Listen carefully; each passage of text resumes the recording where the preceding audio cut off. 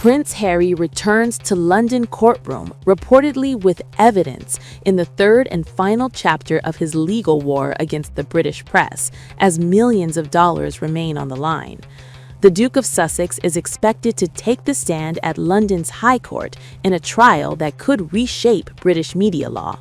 The case, brought against Associated Newspapers Ltd, the publisher of the Daily Mail, Mail on Sunday, and Mail Online, is scheduled to last 9 weeks. According to Reuters, Harry will spend a full day giving sworn testimony, a rare and historic moment. In 2023, he became the first senior royal in more than a century to testify in court. Now, he's back. Prince Harry isn't alone. This case includes a powerful lineup of high-profile figures: Elton John, Elizabeth Hurley, Sadie Frost, all accusing the same publisher of invading their privacy. The celebrities allege that Associated Newspapers hired private investigators to bug their cars, access private medical and financial records, and illegally listen in on phone calls, all allegedly in pursuit of sensational headlines. The claims date back decades. Meanwhile, Associated Newspapers denies everything. They've labeled the accusations baseless, preposterous, and insist they acted lawfully at all times. Their lawyers tried to shut the case down before trial, arguing it was brought too late, but the judge disagreed.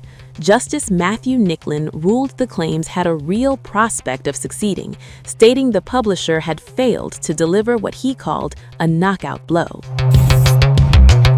This case is part of a much darker legacy: Britain's infamous phone hacking scandal.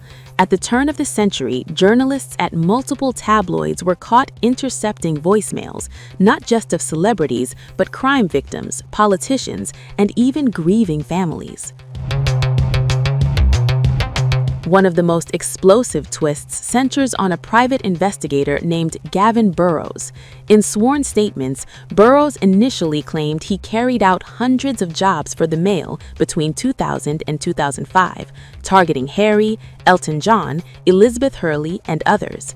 But later, he filed a new statement denying he ever did anything unlawful for the publisher. At one point, Prince Harry's legal team faced a setback, barred from using records allegedly showing payments to private investigators. But in a dramatic reversal, UK officials later granted permission to use the documents after all. The Duke has already won one major victory.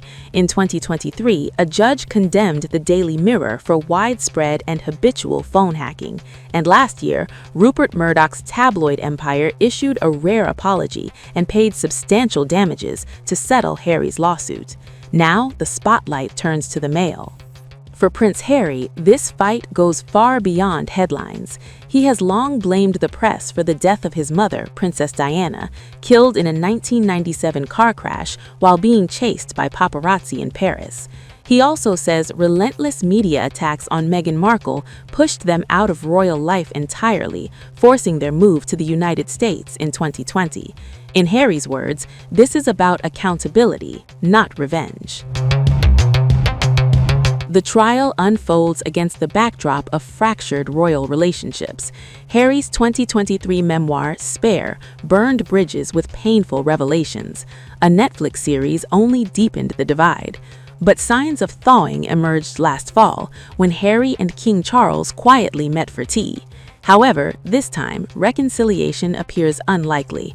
The trial coincides with the King's trip to Scotland, and Harry's stay in the UK is expected to be brief, focused solely on testimony.